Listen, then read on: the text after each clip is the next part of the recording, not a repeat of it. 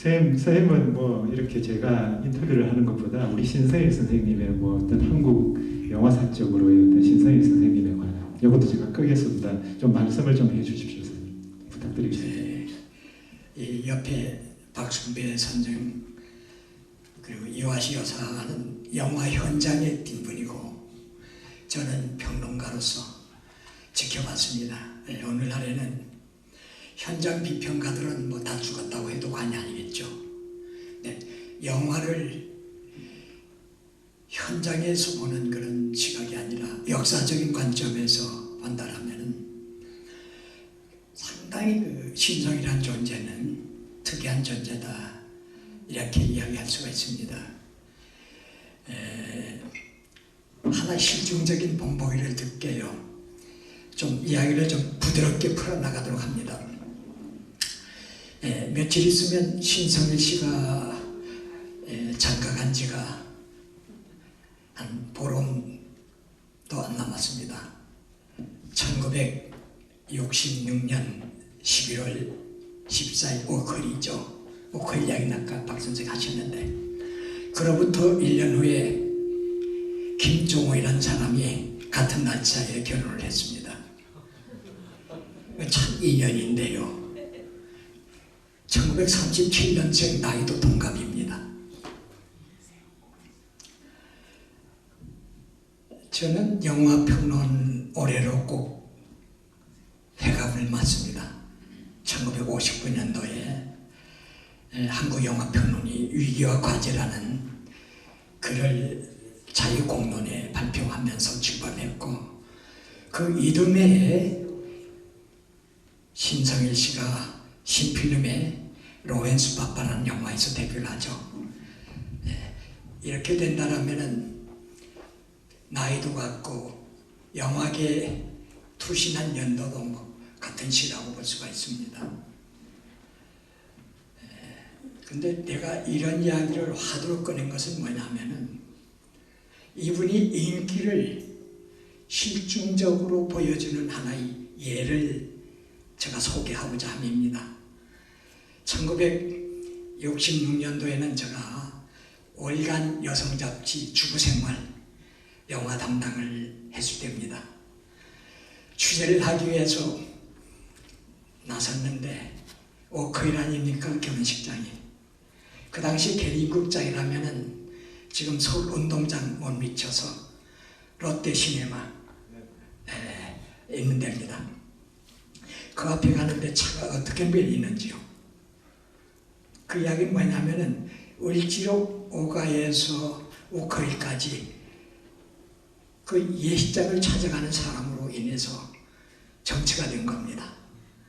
가까스로 예식장에 도착을 했는데 당시 유명했던 오재경 선생이 뒷날 공부 참관을 했습니다마는 이분이 결혼을 주례를 맡았습니다.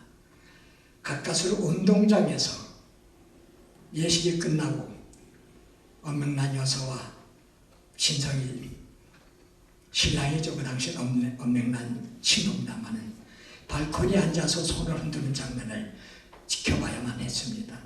이때까지는 제가 신성이라는 사람 대스타였고 감히 가가지고 다가가서 말도 걸 수 없는 그런 존재였습니다.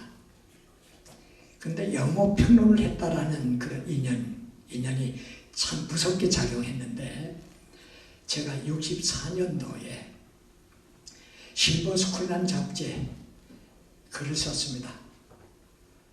바로 아까 안규찬 대표께서도 소개를 했습니다마는 이민자와 공연했던 작품, 부산 송도에서 촬영했던 작품이 있죠. 바로 아낌없이 주련답니다. 지금 필름이 없습니다만 그게 바로 젊은 청년령, 말하자면 바텐더의 그 책임자 하지송 역을 맡았습니다. 주인공 하지송 역 잊혀지지 않습니다. 그게 연상이 여인인 우마담 역할을 이민자 씨가 했죠.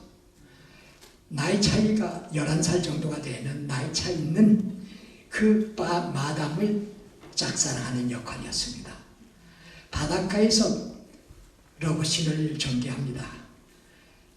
그 장면은 지금 필름이 없어서 여러분들은 시감이 안 날 것입니다만은 다음과 같이 제가 예식을 할게요. 아낌없이 주연단을 보지 못한 관객들도 데보라 버트 아카스타가 출연했던 영화 바닷가 장면 기억할 겁니다. 네, 무슨 영화죠? 지상. 지상에서 영원으로. 바로 그 장면을 그대로 써먹은 겁니다. 바로 발치에 파도가 물밀 쳐오는데 처음 알았습니다. 하지성이와 우마담이 포옹을 합니다. 아주 위험수위까지 보일 정도의 그런 장면인데 지금 보면 뭐 가당치도 않는 장면입니다만은 대사가 있습니다. 우마담 대사입니다. 이런 겁니다. 이러지 마, 만지지 말라는 겁니다. 그 장면 전후에서 제가 평에다가 썼습니다. 신성이라는 배우가 재탄생했다. 바닷가에서 애무해서가 아닙니다. 바로 유연목 감독이 필모그래피에서 빼놓을 수 없는 영화죠. 가장 흥행적으로 성공한 멜로드라마입니다. 그리고 한은사 원작으로 방송 드라마에서 대단한 인기를 끌었습니다만 그 연장선상에서 영화를 만들었다고 해서 반드시 성공작이 되리라는 보장은 없습니다. 함에도 불구하고 그것을 성공작으로 만들었습니다. 그래서 연목 감독이 우리가 기억하기에는 무거운 감독, 현실고발적이고 한 61년도 오발탄, 한국 영화 100년에서 가장 위대한 작품으로 꼽히는 이 영화만을 기억할 것이다마는 그 이전에 아낌없이 출연단을 만들었습니다. 이때 신성이라는 배우는 상실감에 빠졌습니다. 신필름에 있으면서도 대접을 못 받았습니다. 그래서 국동필름이라는데 차태지라는 대표에 의해서 스카웃돼서 출연한 영화가 아낌없이 출연나였습니다. 출세를 시켜준 작품이죠. 영화 역사에서 자칫 흘러가 버릴 뻔했던 사람이 부각이 되고 역사의 한 자락 속에 중심 세력을 이룰 수 있는 가장 대표적인 신뢰가 될 수 있다라면 바로 신성일 감독, 신성일 씨가 출연했던 임장면 낭비가 그대 말하자면 아낌없이 출연다가 아닌가. 근데 그 영화를 저희는 볼 수가 없습니다. 그런데 그게 엄명난이가 나옵니다. 엄명난이는 이미 50년대 데뷔한 선배죠. 나이도 한 살이고. 제가 이야기를 하자는 건 뭐냐면 역사라는 것은 나타나 있는 역사만이 아니라는 것이죠. 앞서 이 시간에 별들이 고향을 보셨습니다. 이것이 없어졌다면 어떻게 될까요? 제가 초등학교 2학년 때 안인수기를 처음 봤던 영화, 그 이후에 1년 후에 정승문 감독의 얄개질이라는 영화에서 안성기와 공연을 했습니다. 출발 지점이 됩니다만은 바로 그 영화에서 호스티스 영화로 나옵니다. 정사를 나눈 장면을 나누죠. 그 영화를 어떻게 볼 수가 있습니까? 그리고 마지막에 고객으로 나와가지고 술집에서 유혹을 해서 하룻밤을 보내는 험상궂은 사나이가 있었습니다. 필름이 없다라면 그게 그냥 스쳐갈 수 있는데 영화이라면 아마 알 것입니다. 바로 송영수 감독입니다. 지금 제네바로 간다라는 영화를 만들어서 연평상에서 작품상을 받은 사람. 그 필름은 지금 남아있지 않습니다만은 그 외에 메카폰을 접은 사람이 여기에 단역으로 나옵니까? 그 필름이라는 것은 정말로 중요하다는 사실입니다. 이렇게 해서 아낌없이 출연단을 계기로 해서 신성일 씨는 저를 잊지 못한 겁니다. 근데 그걸 기억할 줄 몰랐습니다. 제가 조금씩 유명해지기 시작하니까 제가 대접을 좀 받기 시작을 했습니다. 공적인 자리에 가면 바로 나를 출세시켜준 영화평론가 아무개다. 그게 아낌없이 출연자가 됐던 것입니다. 계속 이야기를 하게 되면은 너무 지치니까 마이크를 다시 진행자에게 돌리겠습니다. 아니 쌤 좀 더 해주셔도 저희 지금 재밌게 듣고 있는데요. 저희 아낌없이 줄연다라는 영화를 저희가 보지도 못했고 앞으로 볼 수도 없을 것 같거든요. 그래서 지금 그 지상에서 영원후에 버트랑카스타와 데보라카의 그 해변가 씬이 유명한 그걸 송도에서 그대로 이민자 씨와 신성일 선생이 재현했다는 것도 저희가 지금 처음 듣는 얘기입니다. 아주 흥미롭네요. 네, 말씀하세요. 네. 지금 말씀하신 도중에 성경이 컸으니까 아낌없이 이거 다 보고 나서도 지금 남아있는 게 성경서예요. 이게 그게 이상하다. 그 제네바를 제가 같이 했거든요. 그래도 그렇게 너무 먼저 가니까 참. 만추는 선생님 그 신성일 선생님의 만추도 지금 필름이 없지 않습니까? 네, 그렇습니다. 66년도 내 친구의 이야기를 할게요. 66년도엔 한국 영화사에서 굉장히 중요한 지점입니다. 왜 그럴까요? 이만희 감독이 만추만 있어서 그럴까요? 아닙니다. 그게 정진호 감독의 초고도 나왔습니다. 왜 여기에서 제가 이 66년도를 강조하느냐면 신성일 생애에서 최절정기라는 이야기를 하기 위함입니다. 네. 왜? 1966년도에 한국 영화 제작 편수가 171편입니다. 그런 게 놀랍게도 말입니다. 신성일 배우가 89편을 했습니다. 89편이면 어떻게 될까요? 그 유명한 망양 빼빼로 목구를 비롯해서 세계적인 배우 프랑스가 낳은 스타 연기자 장갸방의 일생을 거쳐서 만든 영화 편수보다 많습니다. 앞서 제가 이야기했죠. 이분이 얼마나 인기가 있다라는 것.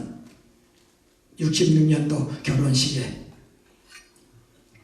을지로 오가에서 사람이 정도로 모였고 그것을 실증적으로 보여주는 것이 바로 66년도에 89편을 출연했다 이겁니다.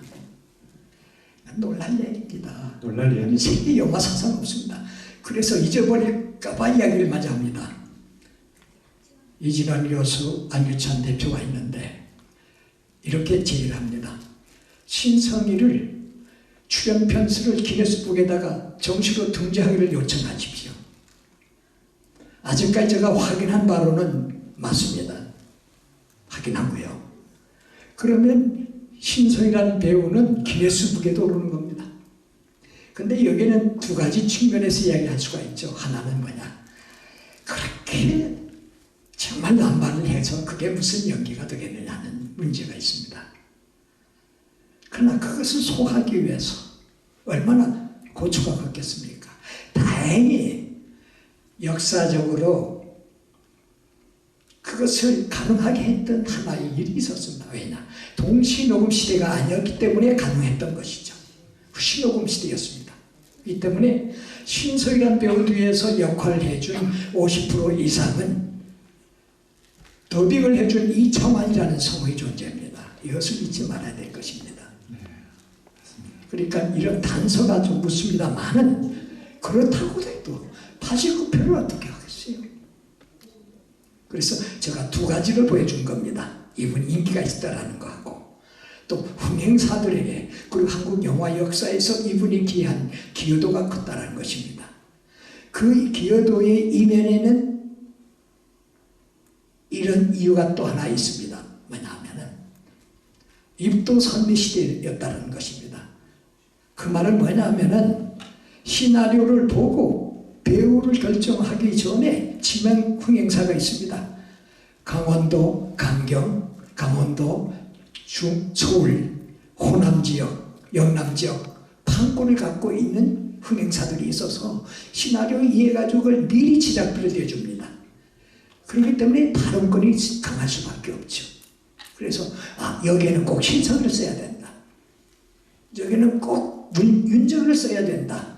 이런 등식이 성립이 됐던 것입니다. 그러니까 많이 나올 수밖에 없던 거예요. 그래서 입도 선배가 성행했던 시절이었고 휘시노금 시절이었기 때문에 가능했다라는 단서를 갖고자 합니다. 역사라는 것은 친구라도 가혹할 수가 있죠. 그래서 신성희 씨를 저는 친구처럼 후반기에 3개월에 한 번씩 만났고 이분이 돌아가시기 보름 전에도 만났습니다만은 이분에 대한 역사적인 평가도 하더라도 애누리 없이 이분을 상찬하지 않을 수 없다는 것입니다. 그리고 여기에서 마지막 얘기할 수 있다면 이분이 데뷔한 1960년 이전 세계적인 영화 사조의 흐름이 어떤 것이었느냐 하면은 미국에는 비트 제너레이션이라는 비트족이 성행했습니다. 기성 질서에 대한 반발. 그리고 영국에는 앵그리 혁명이 있었어요. 성난 세대가 있었습니다. 영화에도 토요일 밤과 일요일 아침과 같은 산자의 밤 같은 영화들이 나왔죠. 그리고 그런 연장선상에서 일본에는 대양적이라고 그럽니다만은 일본에서는 사양적이 나왔죠. 이시하라 신타로라는 작가가 뒷날 동경도지사가 됐고 그 아우가 바로 맨발이 청춘의 원작이라고 할 수 있는 순정 속에 묻힌 진흙 속에 묻힌 순정이라는 영화의 주인공 이시하라 요지로 신사일보다도 4살 정도입니다만은 그것을 그대로 뺏긴 것이 1964년도 김기덕 감독의 맨발이 청춘입니다. 그런데 제가 이런 이야기할 때는 평론가 개인적으로 해도 조심스럽습니다. 그런데 제가 조심스럽지 않게 얘기할 수 있는 것은 그 원 영화보다도 맨발이 청춘이 더 잘 만들었습니다. 그 비디오를 제가 갖고 봤고 일본 팬들이 충무로 영화제 때 와서 맨발의 청춘을 보고 놀랐습니다. 일본 사람들이. 자기네들이 영화보다도 낫다라는 것입니다. 이시하라 요지로보다 삐딱하게 나가는 신성 청바지 입고 그게 보여주고 있는 게 뭡니까? 소위 아웃사이더. 치외법권적인 요소. 이것이 1950년에서 60년대 세계 영화사회에서 하나의 흐름으로 대세로 작용했던 이른바 빗나간 청춘들의 일그러진 자화상의 한 단면이라는 것이죠. 그런 연장선상에서 지미 딘, 제임스 딘이 에덴이 동쪽 50년대 중반에 나옵니다만은 그리고 알랑드론이 나오지 않습니까? 50대 후반기에. 네네. 그래서 알랑드론과 제임스 딘을 비교해서 한국의 지미 딘이요 바로 알랑드론이라는 이유가 거기에 있습니다. 중간 이야기를 또 마칩니다. 선생님, 그럼 이 신성일 선생님은요 60년대 후반에 지금 보니까 250편 정도를 찍었더라고요. 5년 동안. 그 중에 트로이카 여배우라고 240편 정도를 찍었어요. 그런데 이제 이 별들의 고향을 계기로 어떤 관객의 세대 교체, 뭐 또 어떤 그 젊은 영화로 그 젊은 관객으로 바뀌잖아요. 그래도 신성일 선생님은 살아남으셔서 또 흥행작들 겨울 여자라든지 별들의 고향, 뭐 속별들의 고향 이런 흥행작을 남기셨는데 정말 뭐 우리나라 영화사에서는 보기 드문 경우죠. 그 당시로서는. 신영균 선생님이나 그런 분들은 다 그 당시에는 은퇴를 하셨잖아요. 그렇게 생명력이 길었던 배우 바로 겁니다. 그 말은 뭐냐면 이분이 선천적인 정말 휘랍주거 같은 정말 뛰어난 미모, 뭐 정말 작고하기 직전까지도 아까 이것이 여사께서 이야기를 했습니다. 는 부산 영화제 때는 말랐습니다만은 그 1년 전만 하더라도 탄탄한 팔도 이런 정도의 그 조각형민입니다만은 이분이 차츰 문학에 대한 열정도 있었어요. 솔직히 이야기하자면 데뷔 초기에 그렇지는 않았습니다. 나중에 이분이 굉장히 그 감성이 예민하고 그래서 현대문학이라든가 월간 문학 잡지를 읽고 한국문학 그리고 세계문학 좋은 명작들을 섭렵을 했습니다. 그래서 연구를 했죠. 그런 가운데 69년도에 겨울여자에 오지 않았습니까? 그게 이화라는 주인공 장비가 나오고 네. 그 이외에 주인공이 경화 아닙니까? 네. 여기서 우리가 과제 던져주겠습니다. 하나 던질게요. 좋은 영화는 뭐부터 남습니까? 주인공이 남습니다. 네. 겨울 여자의 주인공 이화가 없었다면, 별들의 고향의 경화 문호가 없었더라면, 영자의 전성시대에 연목수가 있던 영자가 없었더라면, 이어도에서 민자가 이어도에 없었더라면, 방금전에서 방금전이 없었더라면, 그렇죠. 바로 그겁니다. 그러니까 감독에게 제가 부탁하고 싶은 것도 바로 여기 자리에 없습니다만, 주인공 이름을 기억할 수 있는 영화를 만들어야 된다는 것이죠. 그래서 이와 이후에 상당히 위기를 맞게 되는 그 신성일이라는 종계가, 전환점이 이런 영화가 71년도에 정인혁 감독이 만든 청춘교실입니다. 이 영화는 상당히 재미가 있어요. 왜? 한국 영화 사상 한 배우가 트로이카스타 윤정인, 남정인, 문희를 같이 통도하고 감싸안고 휘어잡은 배우 누가 있습니까? 결혼교실에 신성일 배우가 없습니다. 그것은 뭐냐면 신성일 일기를 마감하는 역사적인 전환점이 된 영화가 바로 이 영화입니다. 결혼교실이죠. 네.